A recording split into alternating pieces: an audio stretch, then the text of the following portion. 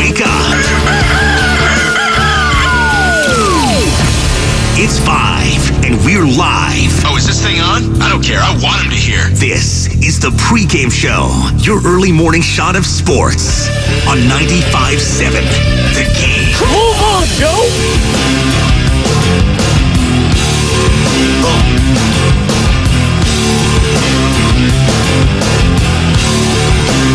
Welcome in, ladies and gentlemen, boys and girls, and good morning to all you lovely people here in the Bay Area. It's your boy, Joe Spadoni. You got me for the next hour here on 95.7 The Game, where we're going to be diving into a couple different things.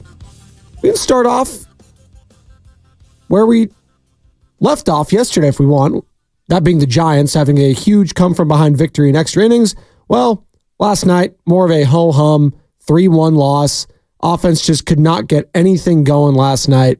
Jordan Hicks was battling flu-like symptoms. He's been battling that for a couple of days. He takes the L, only lost 4 2/3 innings, gives up 5 hits, 3 earned runs, has 5 Ks and a walk. So Giants take the L there. They'll look to take the series today against the Houston Astros before an off day and then taking on the Los Angeles Angels. So an opportunity to take a series. And that's all it is for the San Francisco Giants. Sweeps, that'd be great. But get a series here, get a series there. You already got one against Texas. If you make it against Houston, that's 2 in a row. More than likely, you'll get it against the Los Angeles Angels, who stink. That's 3 in a row. Look at that. Then you're back on track. It's a long season, folks. If we react to every single loss again, like it's the end of the world, you're going to have gray hair everywhere. You're going to have no hair, like your boys right here. It's fading away fast. All right? So 888-957-9570. If you have any thoughts, what you saw last night for the Giants throughout the game, hey, hit me up, 888-957-9570. That's the number to call or text to the Xfinity mobile text line. Same number. Plus, you can hit me up via YouTube, via Twitter, via Twitch. Search all those. Search 95.7 The Game, I should say, on all those platforms. 888-957-9570, the number. And those streams are all brought to you by First NorCal Credit Union. You can follow me on Twitter. Hit me up there at Spadoni_Joe. Plus, be sure to download that Odyssey app and favorite 95.7 The Game. It is free. 1,000% free. Download that sucker. Take us wherever you need to go. And simple as that. All right? But I wanted to start the show here, and I kind of touched on it yesterday.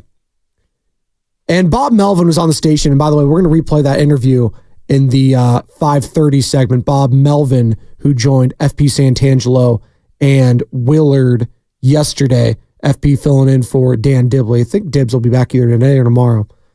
But Bob Melvin, your San Francisco Giants manager, joining the crew, who obviously has joined these airwaves plenty of other times wearing a different cap when he was the green and gold manager for the Oakland Athletics. So good stuff there from Bob Melvin. If you want to find that entire interview and you just don't want to wait for it, and if you can't wait 25 minutes, hey, go on YouTube, go on the Odyssey app. You can find it there. But I always thought Bob Melvin was a very solid manager. I think he can speak to the media very well. I think he has a prickly personality at times, but for the most part, very approachable. He's a big guy. I think a lot of people, even Carter, one of our new producers here, he's been helping out some Giants games. Carter, by the way, 6'8", and he didn't realize how big of a guy Bob Melvin was when he first saw him. He's like, I didn't realize this guy's like 6'5", 6'6". And he's also was a catcher, which you don't really associate catchers being that tall either. Usually, maybe 5'10" through like 6'2", 6'3". But anytime you get to like 6'4", 6'5", you're getting to the Matt Wieters discussion, right? Really tall people. Well, that's Bob Melvin when he was a player. And he still has that personality of a player at times, which I think goes a long way to a fan base because he just gets it. Not to say Gabe Kapler didn't. He just had a different way. Gabe was a player for a very long time. Won a World Series with the Boston Red Sox. But his attitude and persona, I don't think meshed well when he was a manager speaking to a fan base. And whether that was through the media or not, listen, I loved interviewing the guy. We interviewed him here at 95.7 The Game countless of times. I like to brag that I was the last one at the station to interview him before he was fired. But I liked him. But just because I like the guy doesn't mean I think he's communicating well to the fans. I think Bob Melvin does that. I think he kind of has the pulse of San Francisco right now and this fan base. Why do I think that? Because he ripped into the team last week, and I think it was long overdue. And he even said that in his interview. He was like, you know what? I haven't told the media this, but I've ripped the team a couple times. So I think he has a great pulse of this fan base right now. Maybe I could be wrong. I could be mistaken. Listen, there are a couple games under 500 right now. It's probably not where he wants to be, but also you're in a logjam of everyone else.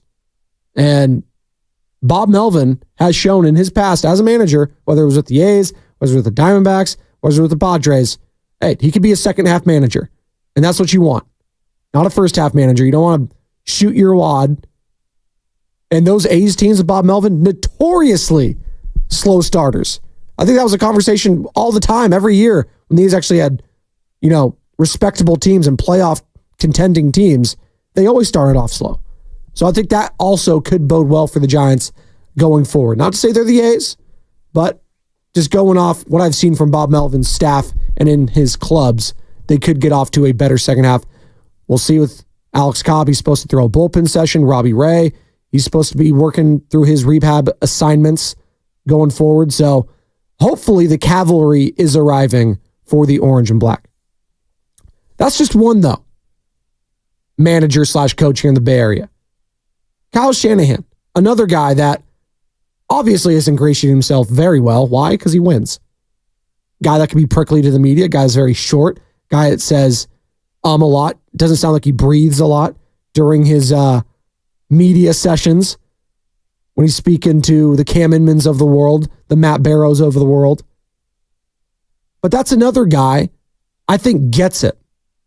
He gets San Francisco. Why? Because they want to win. That's all they care about. We want to win in the Bay Area. Steve Kerr, what does he want to do? He wants to win at the highest level. And he's going to hope to do that for the red, white, and blue this summer as he is Team USA's coach. The Olympics getting underway next month out in Paris, France. Hopefully, we bring home that gold. Stephen Curry going to be a part of it. LeBron James, Kevin Durant, amongst others. Anthony Edwards, Jalen Brunson. Should be fun. I'm excited to watch it. And I'm excited to see Steve Kerr and how his personality shows compared from the Warriors' perspective to Team USA. It's a lot different. The expectations are a lot different. But also at the same time, they're not. I mean, the expectations for the Warriors this past year, if it was championship, I don't know what to tell you. I mean, it would have been nice to, go on a run or get into the playoffs and to see if they could, make a little bit of a run, but kind of feels unrealistic, right? I mean, I'm just looking at the Mavericks. I'm looking at the Timberwolves. I'm looking at the Thunder. All those teams. It's just, I didn't even mention the Nuggets, who are still the defending champs, although that tag's going to get taken away pretty soon here. If the Celtics win tonight, that's basically going to be a wrap on the entire series. Hoping for a good series to watch. Come on, Mavs, do something. By the way, all this time off in between the games real quick. Oh, last night was a perfect game to have the NBA Finals. Just perfect day to have the NBA Finals. No, these guys need 3 days off at a time, I guess. All right. Stanley Cup, is that back today or is that tomorrow? That's going back to Edmonton, Oilers, Panthers. Yeah, tomorrow. Okay, that's fine. I'm more sympathetic to the hockey players than the basketball players. I'm not gonna lie. It does feel a little bit more brutal, violent. And these guys, it feels like at times, don't get any time off. Or if they do, it's a day at a time. But back to my original point, just talking about coaches and being grateful for what you have. And I think the Bay Area is in very good hands right now. I'm going to give Bob Melvin a little slack. I don't think he was brought in here to turn this team into a World Series contender overnight. I think he's doing an okay job. Let's see where it takes us, because his track record has shown he can get your team to the NLCS. And right now, that'd be great. If all Bob Melvin ever does is get the Giants back to the NLCS, I think he did his job. Steve Kerr and Kyle Shanahan, though, have got to the mountaintop. And Steve Kerr has planted the flag 4 times. Kyle's slid down twice now. As offensive coordinator, you can count it 3 times. But as a head coach, he slid down the mountain twice, and he has to climb back up and see if he can plant the 49ers flag there. But we have it very good right now. I look at certain markets and certain teams right now, specifically the Los Angeles Lakers. My God. I mean, is there a more unattractive destination right now? And I can't even believe I'm saying this, because this is one of the iconic brands in sports. It's the Los Angeles Lakers. It's the purple and gold. It's Wilt Chamberlain, Kareem Abdul-Jabbar, James Worthy, Magic Johnson, Kobe Bryant, Pau Gasol, Shaquille O'Neal, all those elite players. Jerry West. It's Los Angeles. It's LeBron James. I get it. He's going to be 40 years old. He's had a hell of a season. Anthony Davis is still there. You got some young pieces to be excited about. And yet no one wants the job. No one wants it. Why? I'll tell you why. Because since Phil Jackson left in 2011, they have not had a head coach last more than 3 years. That is not sustainable. So if I'm a head coach and I'm looking at, or if I was Dan Hurley and if he truly was interested in the Lakers or not, that's another discussion. I'm starting to think that that was just a whole ruse from the start to finish. I was never really buying it. But I don't fault the Lakers for being interested. Now, was that their guy all along? There's the Shams versus Woj thing. Was it JJ Redick, as Shams reported early on? Was it Dan Hurley? Was that the guy? I'll never know. We'll never know. But I do know this. The Lakers still don't have a head coach. And it's June 12th. And the draft is, what, in a couple weeks now? I mean, they got to figure this thing out. So be careful what you wish for, Warriors fans, is all I'm going to say. Be careful what you wish for. Same for Niners fans, and same for Giants fans. And I know Giants probably not as much. We've only had a couple months of Bob Melvin. But specifically with Steve Kerr and Kyle Shanahan, if you want to move off of them so badly, just think about what was taking place beforehand. Just think about that. I mean, Mike Singletary, Chip Kelly, Jim Tomsula, Mike Nolan. Like the list goes on and on and on. It's not good. And for the Warriors, I mean, that's damn near their entire history prior to Mark Jackson. Either we believe you're Don Nelson. That was it. Musselman, Keith Smart, like, come on. Be careful what you wish for, is all I'm going to say. And if there are people out there right now that want to move on from Steve Kerr, Kyle Shanahan, hey, floor is yours. Tell me why. 888-957-9570, because it'd be ludicrous right now. Don't go into the unknown without knowing. Was that Albert or Frankie Barisi from, I think it was Albert. That's right. The one he always repeated from Sopranos classic. 888-957-9570, the number. And speaking of the Warriors and speaking of Steve Kerr and being grateful and showing some gratitude for these head coaches, I want to get into this Draymond Green sound real quick, because not only has Steve Kerr had to deal with, injuries, 3-1 leads being blown, Stephen Curry, is he going to, is his ankles going to hold up? The Kevin Durant drama, all of that. He's had to deal with Draymond Green. And it has been a long documented history of their relationship. I know Steve Kerr has been on the record multiple times through the media and various media outlets on here on 95.7 The Game that they need Draymond. They want to win a title. Get all that? But at the same time, it's not easy. And just listening to some of these Draymond Green quotes he had with Kevon Looney on his podcast, oh God. I'm just going to play some of them, and I'm just going to try to react the best way I can and try to look at it through Steve Kerr's eyes on how he has to deal with some of this stuff on a daily basis. I was so embarrassed to be around our team last year when JP was still on the team that I came to everything. Like, I was probably late last season 20 times. And I just paid a fine because I was so embarrassed to like show my face in a time where it's like before everything started, that's when everybody like shooting the shit and like all the conversation. I was so embarrassed to show my face during those times that I would time everything up. Like, if we're on the road, I time it up to like the minute I need to get there. And if the elevator took a little bit longer than it was supposed to, I'd be late. Or if I'm leaving my crib, which is like 7 to 8 minutes away from the facility, I time it up to the minute of where I need to arrive.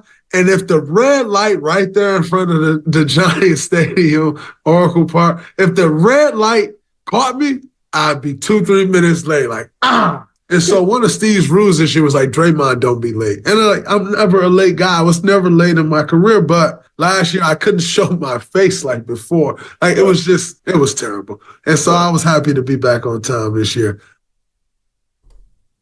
Draymond Green from the Draymond Green podcast. He was embarrassed to show his face. Well, he should have been. Am I supposed to feel bad for the guy? I mean, the guy's laughing about it right there. I'm not laughing about it. Guy hijacked the entire season, coming off a championship. Should have been embarrassed. Should have been ashamed of himself. He should have buried the hatchet if he tried or could.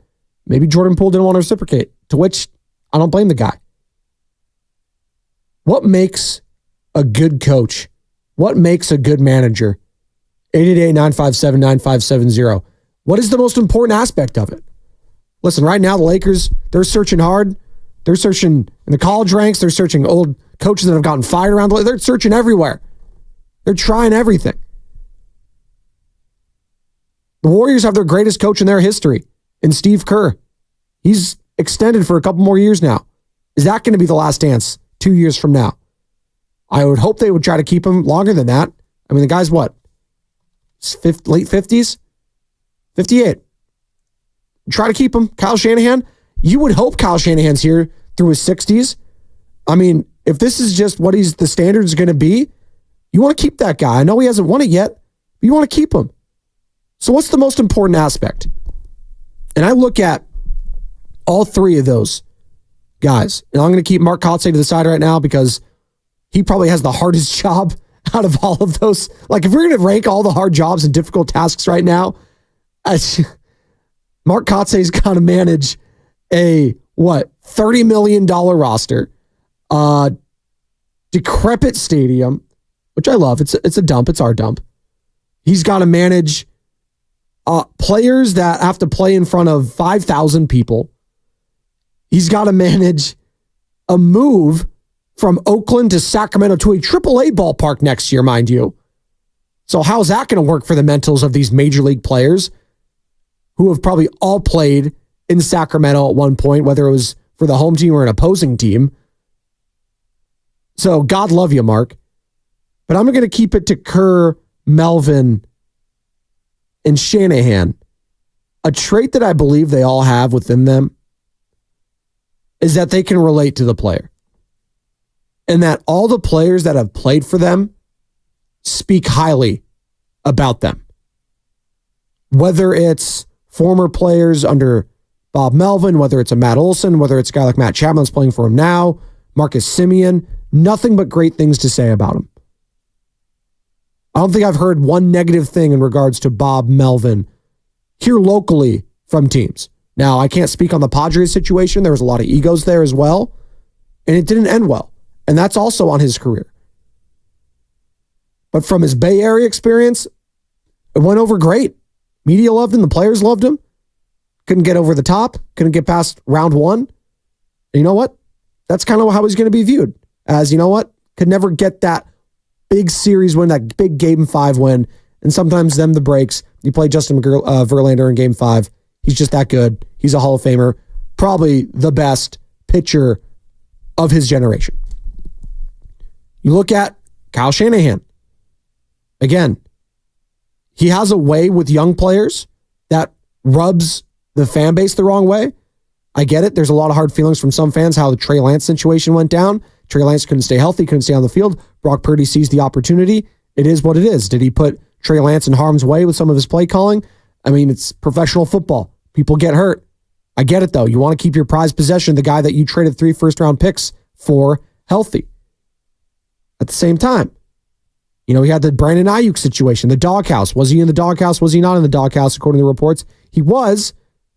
What happened last year? He was second-team All-Pro. Seems to have worked. Now, has his draft selections been all that great? No, but his ability to develop young talent, I think, speaks for itself. George Kittle, Nick Bosa, Fred Warner, Brock Purdy, Debo said, the list goes on and on of all the players that they drafted and developed. Oh, and by the way, you need me to trade for a player? I'll do it with Christian McCaffrey, and I'll make him look best and the best he's ever looked in his entire career. Yeah, I'll do that. I'll elevate his game. A Hall of Fame player, I'll elevate him even more. By the way, Christian McCaffrey on the cover of Madden, and miss me with the Madden curse. There's no such thing as Madden curses. There's just the curse of football, and it's violent, and people get hurt, and people adjust year to year. Spoiler alert, that's what happens. It's not some cosmic energy on the Madden cover. Miss me with that crap. 888-957-9570. We're talking about what makes a good manager, what makes a good coach, because I think the Bay Area kind of is, not going to say lucky, but they're blessed right now when it comes to some stability at the top of all of these organizations when it comes to the head coach. Look at the Lakers. Yikes.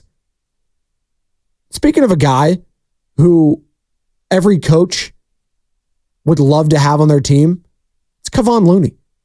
And he spoke with Draymond Green this past week on his podcast and discussed his future with the Golden State Warriors. He's a free agent. They're going to bring him back.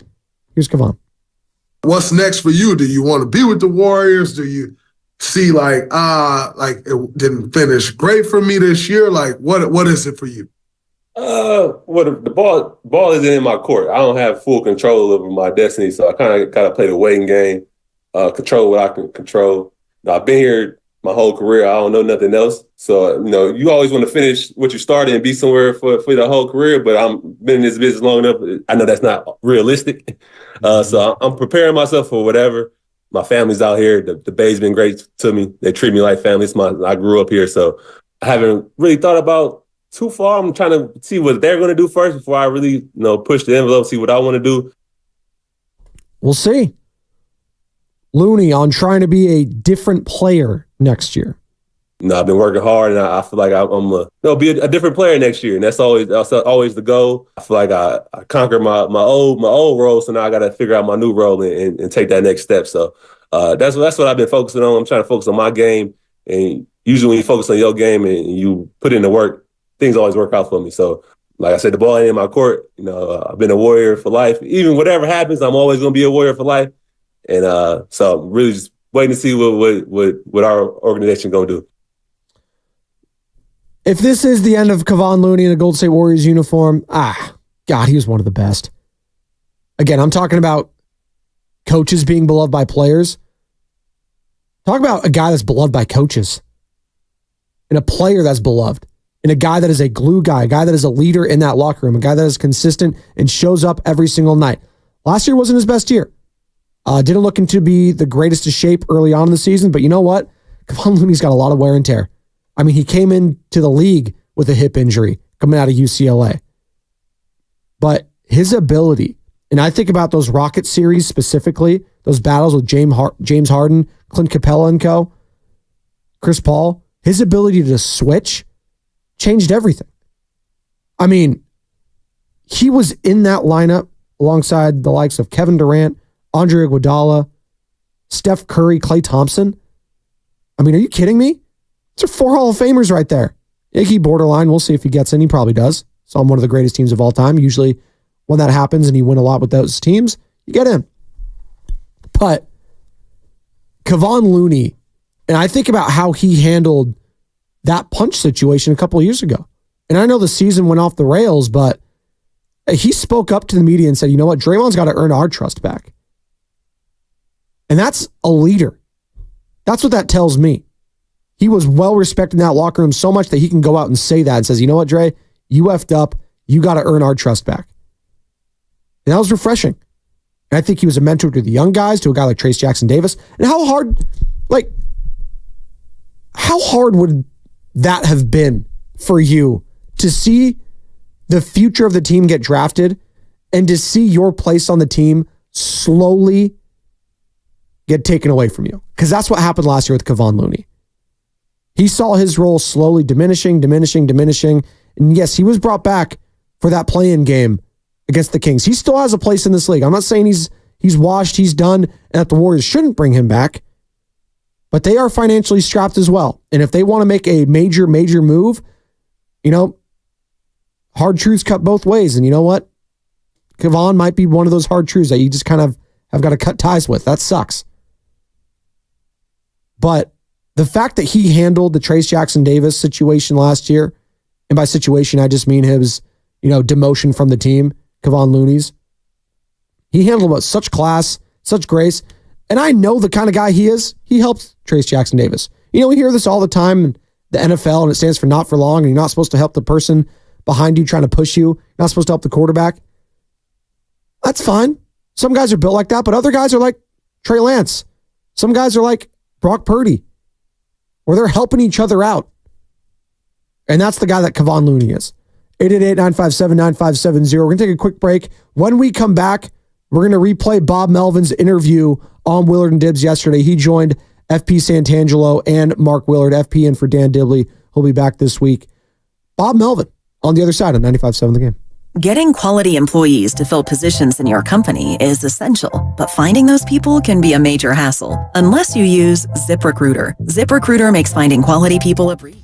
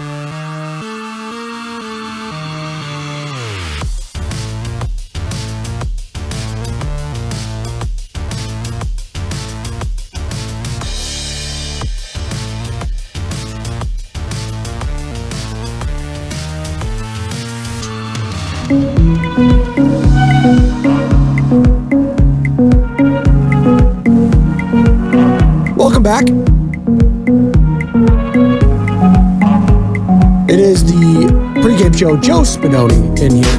I need to get that attached to Joe Spadoni, so I have to keep saying it. Let's keep saying it. It's all right. I don't mind saying my name. Say my name, say my name.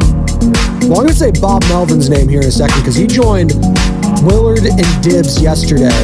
FP filling in for Dan Dibley, your San Francisco Giants manager, and he talked about the team's extra innings win over the Houston Astros, and they led off the interview talking about Kyle Harrison's probably best performance of the season against Houston. Take a listen.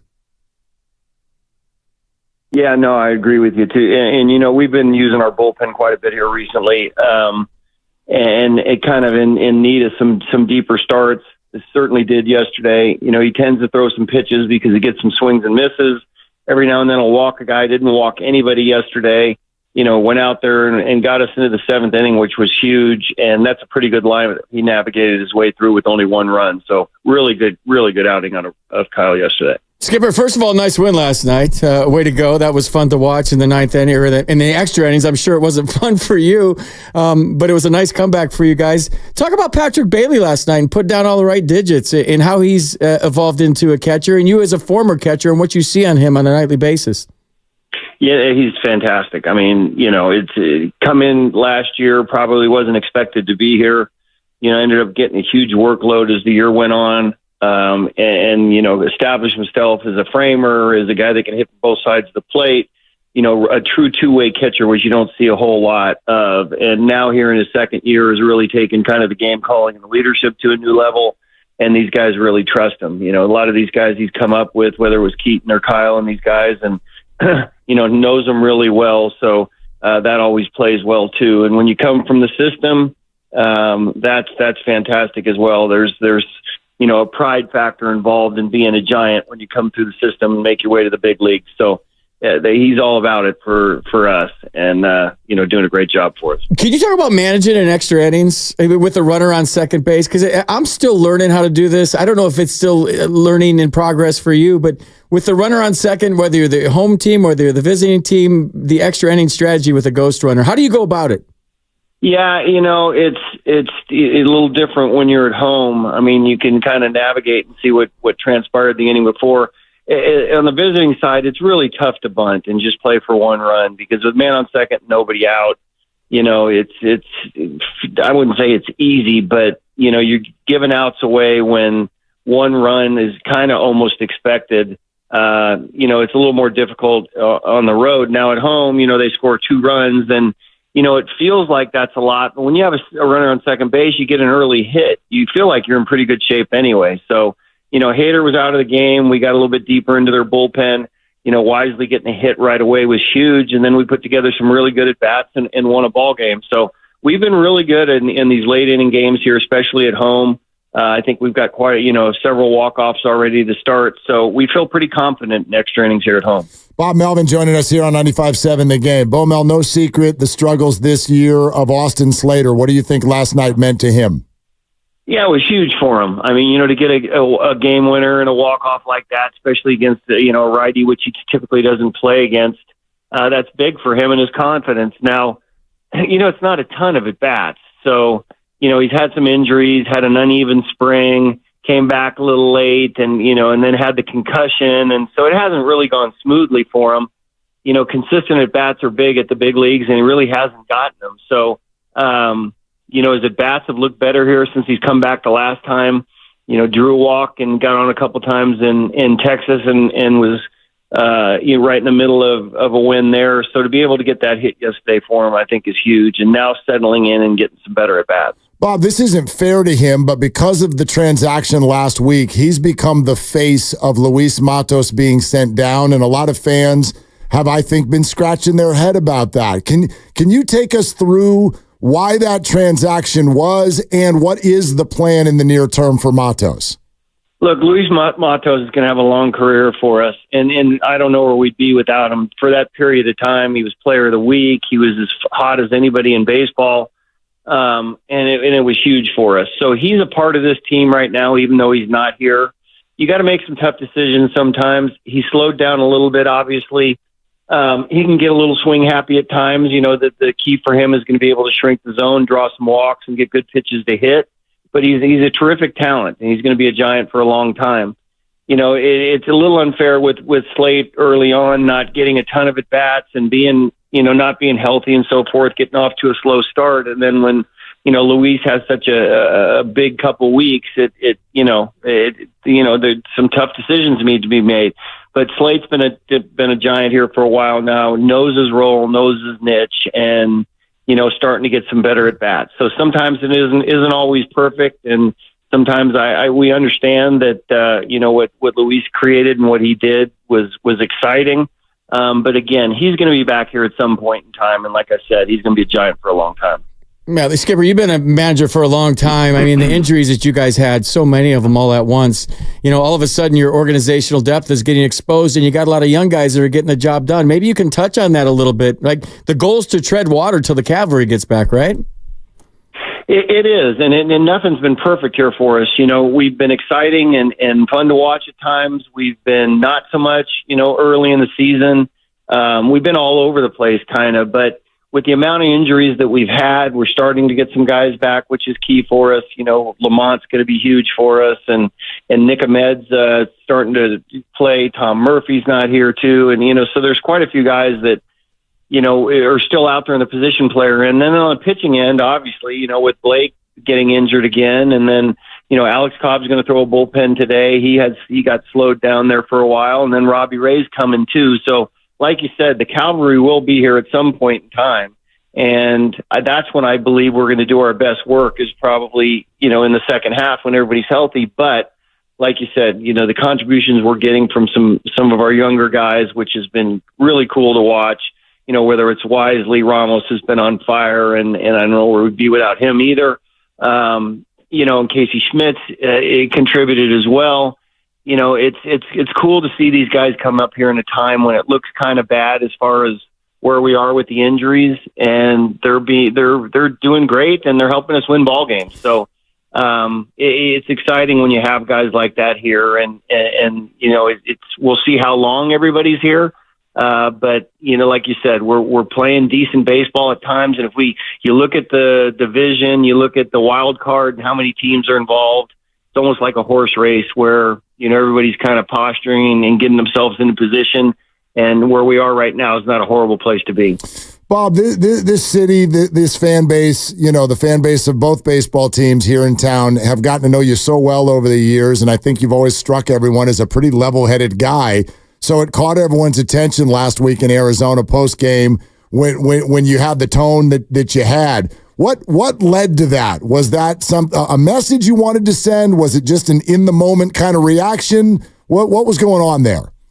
Well, you get to a point where you get frustrated and your emotions come out, and sometimes the team needs to hear stuff. So, it's happened a few times this year. I don't necessarily, tell everybody what's going on behind closed doors all the time, but it's just everybody gets emotional at times, and it has to come from a place that isn't choreographed, or it just has to come through emotion. And sometimes you get a little upset, and you see how your team reacts to it. So it's happened a few times this year, but we've had discussions as a group, I think, that are healthy. We have hitters meetings every day. We prepare for games with our pitching group too. So there are a lot of guys around here that have some leadership qualities, and our coaching staff is always at the forefront here. Davey Johnson used to tell me all the time that he'd have the team meetings the day before his ace pitched. that was his number one rule. But Bob,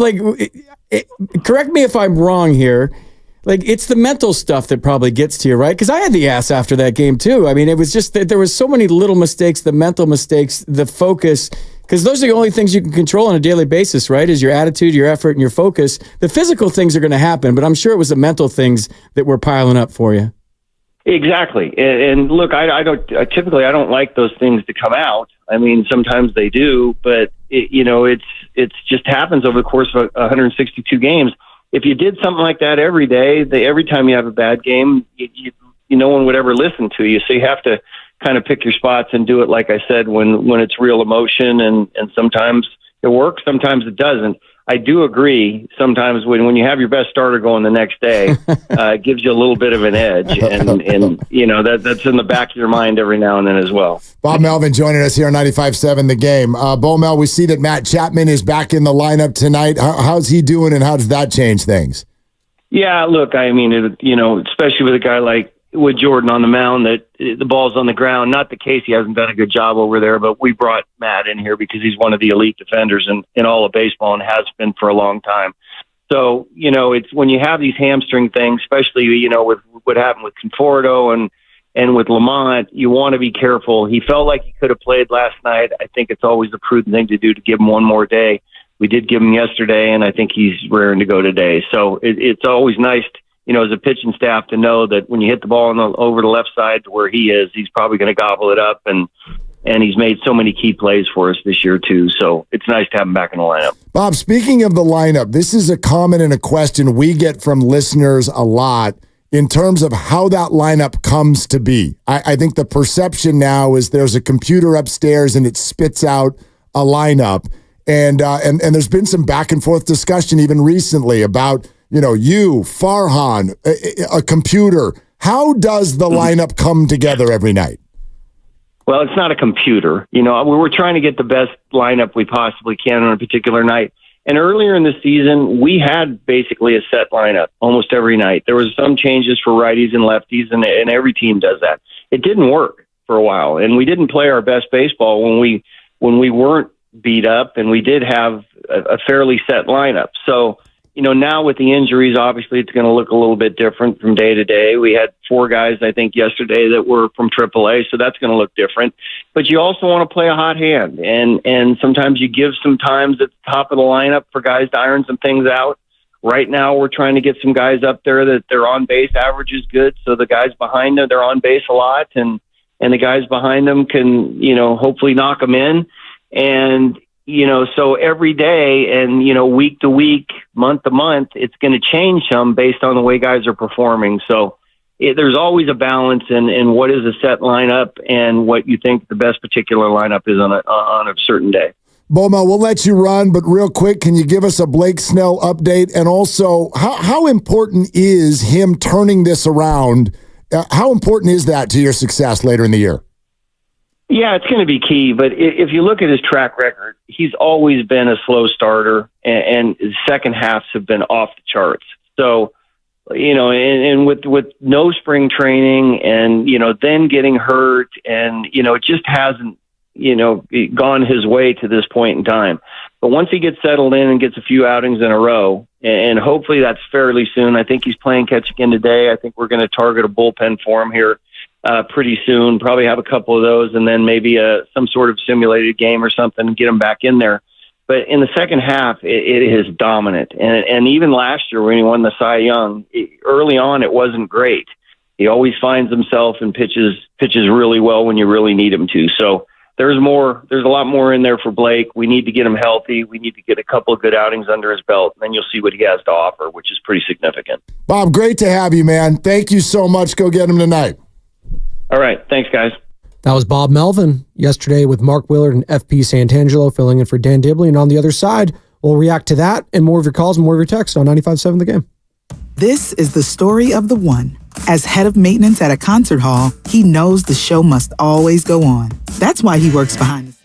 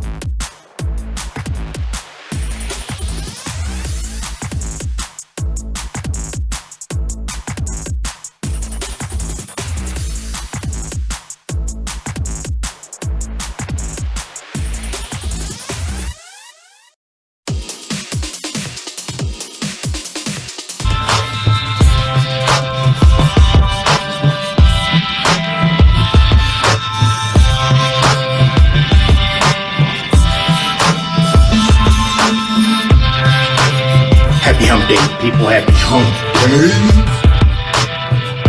It is a hump day in the Bay. Come hang out with us. 95.7 The Game. Joe Spadoni with you for the next, 10 minutes. And then Bonte Hill and Joe Shafsky of the Morning Roast. Love it started to piss me off. I think those drops encapsulate perfectly that show. There you go. That is the Morning Roast. Love it started to piss me off. There you go. Spadoni's miserable. Oh, I'm not miserable. Feeling great. I woke up this morning. I have air in my lungs. I could breathe right. I could see as soon as I put on my eye contacts. We're okay. I still got a little bit of hair left on my head. We're rolling. We're feeling good. Giants took an L yesterday, 3-1. Trying to take the series today against the Houston Astros, but you know what? That's okay. That's all right. Positive mental outlook. I think Steve Kerr does that well with his players. I think Bob Melvin does that well. I think Kyle Shanahan does that well. Now, they all go about it in different ways. I think Kyle Shanahan more likes to rip into his team a little bit more. You see it a little bit more on the sidelines than other, but that's football. We expect you to get into people's faces. Steve Kerr, very fiery throughout his coaching career with the Golden State Warriors, but he also knows when to pick and choose his spots, when to fire a team up, when to call them out through the media. Bob Melvin, same thing. I think they all have a very good temperament when it comes to the pulse of their clubhouses, of their locker rooms. 888-957-9570. What makes a good coach for you? Double Marge thinks on 925, by the way, as we talk about coaching, Double Marge thinks that the Mavericks are coming. Well, I hope so tonight. NBA Finals, Game 3 in Dallas. Celtics up 2-0. Can they make it a series? Kyrie, I'm looking at you. You need to, shoot the ball and make it. It's really as simple as that. And sometimes it's just about getting buckets, and for Kyrie it is, and he's been doing that all throughout the playoffs until this series. So can the real Kyrie Irving please stand up? Was he shook by that Boston crowd? I don't know, but he's home now. Luka, he's been shouldering the load. Listen, people were posting these videos making fun of Luka Doncic being a traffic cone on defense. Well, we've known this.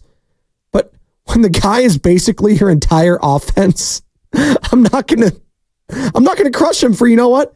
Giving up a little on the defensive end. I'm not. He's gassed. Guy's huffing and puffing down the court. Now, does he need to be a little bit more in shape? That's a conversation.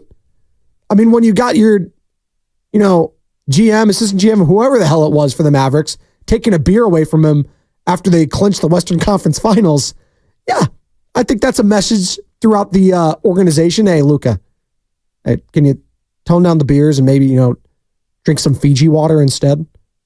Drink some Slim Fast? Come on. That's tough. It is tough. But you know what? You got to be a big boy sometimes. But I'm not here to call out Luka Doncic's defense.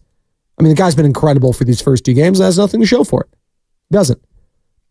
And that's partly because of, I shouldn't say partly, it's a huge part, because the Boston Celtics team defense.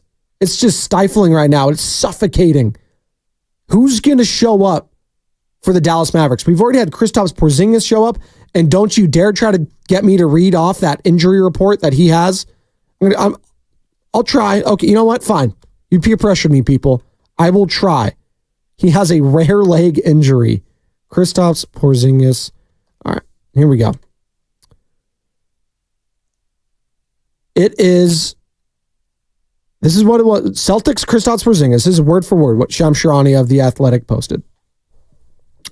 Kristaps Porzingis suffered a torn medial retinaculum, allowing dislocation of the posterior tibialis tendon. Oh, come on. That's a walk-off right there. I did that perfectly. Come on. Let's go. Miss me with that. Don't think that was a pronunciation sensation. Tim Roy, where is my buck? Come on. And the great Tim Roy, by the way, he pronounces some of these names, like these European names. So the names coming from the African League. Like, geez. Some of these last names, especially for the Olympic guys too, we're going to be playing all the different itches, the Stojakovic's from the Baltic states. Again, you got the Greek names, which are 5 bajillion letters long. God bless the announcers calling some of these. It's not easy, folks. It's not. We get Bobby Fitz on some of these Olympic games too. NBC Sports, baby. One can only hope. Stop it. Stop. What is going on here? It's talking about you, Bobby. It's talking about you. 888-957-9570. I wanted to get this soundbite in here because this was a little interesting. George Kittle, all-pro tight end last year, obviously came up short in the Super Bowl, did not get the targets that he wanted in the Super Bowl, I am sure, but had an outstanding season nonetheless. Did a couple media rounds yesterday. I saw him on the Levitard show. I saw him with Dan Patrick, and this sound that I'm about to play was with Dan Patrick, talking about on what he would have changed if he had a Super Bowl mulligan. Listen, this is just him as a player on the field. What he would have changed if he had a Super Bowl mulligan. How many turnovers we have? Just one? Yeah, I think we could pull off that turnover. I think that's a different. But when you look back on that turnover, it's right in front of you. Behind me, but yes. Behind, okay. Near you. But yeah, it was, yeah. I mean, ball bounced on the ground, something behind me I can't see. Super unfortunate. Yeah. It's that last little Dan Patrick. Yeah, at the end of it. That's almost like, yeah, you messed up, George. Yeah, you effed up. One more time. Kittle and what he would have changed if he had a Super Bowl mulligan. How many turnovers we have? Just one? Yeah, I think we could pull off that turnover. I think that's a different. But when you look back on that turnover, it's right in front of you. Behind me, but yes. Behind, okay. Near you. But yeah, it was, yeah. Wait for it. I mean, ball bounced on the ground, something behind me I can't see. Super unfortunate. Yeah. Yeah, that was tough. You really effed up that one, George. By the way, they had 2 turnovers. Do we forget Christian McCaffrey, that very first drive, turning the ball over? Now, points off turnovers, that was the crucial one right there. The muffed punt, that's the one, too, where it's just like, yikes. Yikes. Now, is it special teams? Are they talking about the offense? Whatever. But they had multiple turnovers in that game, but the one that killed them was that muffed punt because the Chiefs got a touchdown off that. Outside of that, in regulation, the Niners defense didn't give up any touchdowns. Only because of that turnover. Then they end up having a very short field to Kansas City Chiefs and cashing in. Again, God, that defense played their ass off. Brutal. Brutal loss. George, what about your lack of targets in that Super Bowl? But you weren't targeted that much. Like, can you go into the huddle and say, hey, what about me? To an extent, it's if you watch every single game this entire year, there's games where I had 15 targets and there's a game I had 1 target. And it's just that's just kind of where our offense goes. And why I would fully love, 5 to 8 targets a game. There's just games that's not going to happen. And so I just try to contribute in other ways. I have my entire career. And so, yes, there's times that, you're sitting there all right, come on now. It's time to throw me the ball a little bit. But I think overall, we won a lot of games the way that, our offense is going to be going. And so I'm not going to complain too much, but it is hey, I run routes pretty well too sometimes. So I just can't get the image out of my head. And I get it. They're different offenses. They're different players. But these are the 2 guys that have been compared with each other for the last 5+ years. George Kittle and Travis Kelce. Travis is more of the finesse guy. He's more of the wide receiver light. George Kittle gets to the nitty gritty with the blocking. Both physical specimens, both very good at what they do. But the lasting image I have in that Super Bowl is Travis Kelce bumping into Andy Reid, getting in his face, yelling at him to get him the damn ball. And Travis Kelce ended up being the difference in that game. He got the ball late there. I thought they were going to win it all. There at the second, they ended up getting the field goal to tie it, but I thought Travis Kelce was going to be running into the end zone. I think they had him, but he was dicing them up. Him and Patrick Mahomes, that synergy, that tandem was the difference. If George Kittle goes to Kyle Shanahan and yells at him, does he get the ball more? That I'm not sure of. But what I am sure of is Bonte Hill and Joe Shasky being joined by Hall of Famer and Laker legend Michael Cooper to talk about the Big 3 tournament, That's coming up on the Morning Roast, as well as your calls, your texts, and your thoughts on 95.7 The Game. You're listening to 95.7 The Game, KGMZ FM in HD1 San Francisco on Odyssey Sports Station. Always live on the free Odyssey app, Twitch, and YouTube. Powered by